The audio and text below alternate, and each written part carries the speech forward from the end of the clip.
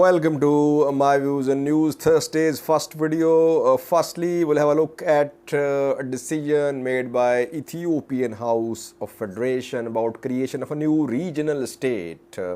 Tensions are rising in Wolaita and Gurage, especially in Gurage after this decision, in Wolaita as well.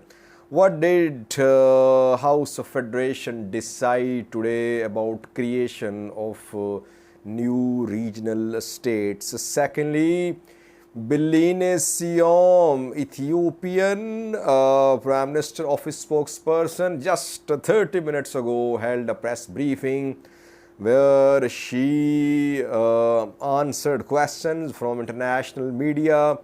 She was asked questions about what happened between Tigray Defense Force and Ethiopian National Defense Force. What about resumption of basic services? What about peace process? Will there be resumption of basic services before ceasefire agreement? Several questions were asked. What did she say? We have details for you. And lastly, viewers, the Tigray Defense Force has deployed its troops, its generals to 5 main fronts. We have learned a bit about these deployments. We'll share broad details with you at the end of this video, which main fronts could be part of the fighting if large-scale escalation happens. It's not that full-scale war has started, but we'll have a look at TDF's deployments which have been made in recent days on 5 fronts. Firstly, viewers, Ethiopian House of Federation has made a decision today. Speaker chaired a meeting, again Tishagar, House of Federation Speaker chaired a meeting. Some Woredas in special zone had requested to be made part of a separate regional state. What did the Speaker of House of Federation decide? How will this decision be received in Gurage and Wolaita, 2 zones which have been fighting for years for a separate regional state status? And we know that in Wolaita, Professor Asif Wadajo was arrested a few days ago after there was a protest in Wolaita, in Gurage as well. Businesses, government, private went on strike a few days ago because the 2 zones, Wolaita and Gurage, they want to be separate regional states on their own without having any other Woreda or zone part of the regional states. What did House of Federation decide? House of Federation has approved the creation of a new regional state comprising 6 zones and 5 special Woredas, which are now part of SNNPR. These 6 zones are Wolaita, Gamo, Gofa, South Omo, Konso, Gado, and special Woredas, Dirashe, Amaro, Burji, Ale, Biscato. These Woredas and zones will become one regional state, split from SNNPR. Wolaitas have been struggling for a separate regional state without having other zones, special Woredas as part of a Wolaita state. So definitely Wolaita activists will not welcome this decision. Now when House of Federation has approved the creation of regional state, a referendum will be held in these zones and special Woreda. Ethiopian Election Commission will organize a referendum like it was held in Southwest state, which was created last year in Ethiopia. After the results of referendum, finally a new regional state will be created. What about Gurage? No decision has been made regarding Hadia, Haleba, Kambata Tembaro, Yem, and Silte Gurage. These zones, waradas, will continue to be part of SNNPR. So it means no separate Wolaita state, no separate Gurage state. I think Ethiopian federal government of PM Abiy does not want to create any new state along ethnic lines. Like we have Tigray, Amhara. It is creating states having more than one ethnic groups. It does not want to name new regional states after ethnic identity. Like last year's state was named Southwest State. This new state in the making will have different ethnic groups as inhabitants.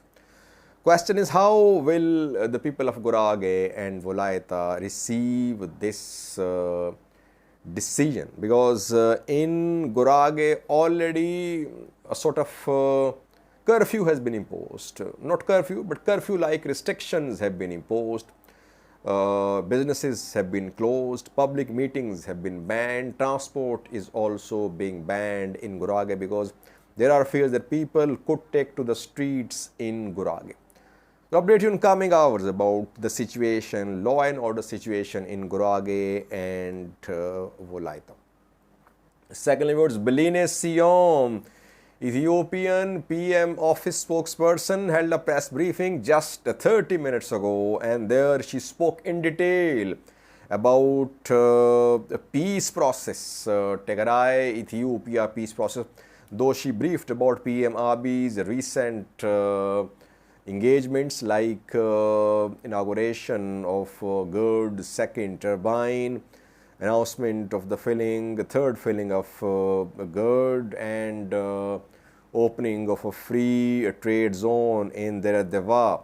But mainly this briefing was about Tigray, because we know that pressure is being built upon Ethiopian government to restore basic services in Tigray.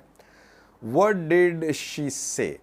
First question was asked about yesterday's statement by Tigray Military Command. Tigray Military Command yesterday said that on Monday, Ethiopian government forces shelled TDF positions in the direction of Red River town, and it was a provocation approved by Addis Ababa authorities. It wasn't an isolated incident which was decided by a local commander. So Tigray Military Command accused Ethiopian federal government that it broke ceasefire on Monday. Beline Siam knows how to conduct a press briefing without answering questions. She knows that. She, in a way, avoided this question. She said that TPLF was using this narrative of war because it was not interested in peace, because it was beating war drums. So she did not directly address this question, which was the key question. Everyone has been waiting since yesterday to hear Ethiopian government's position. Did Ethiopian government forces attack TDF on Monday or not? Or is TDF attacking Ethiopian government forces?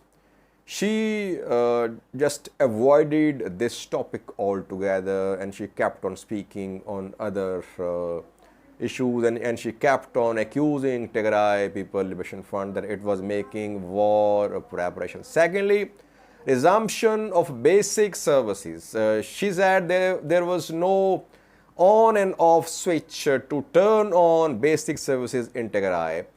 Basic services can only be restored if the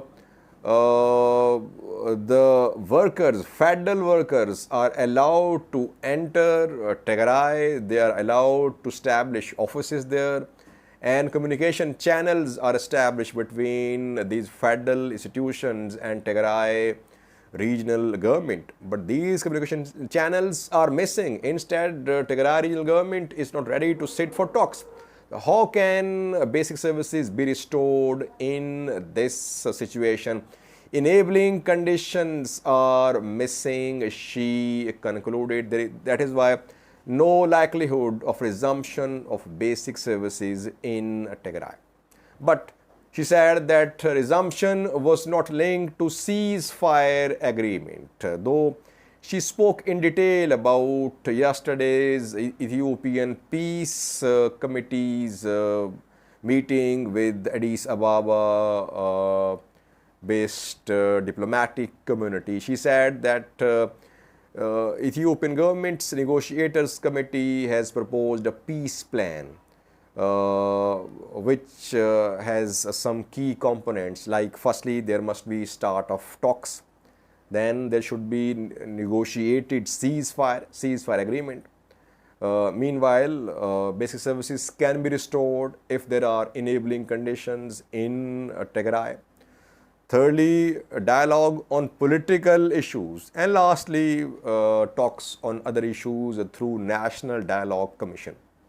So that is what she proposed. Again, she reiterated government's position that talks will only be held under the auspices of African Union. African Union can have logistical, financial assistance from other players too.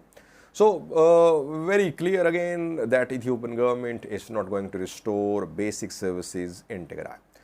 At the same time, she leveled some serious allegations against international community, against aid agencies.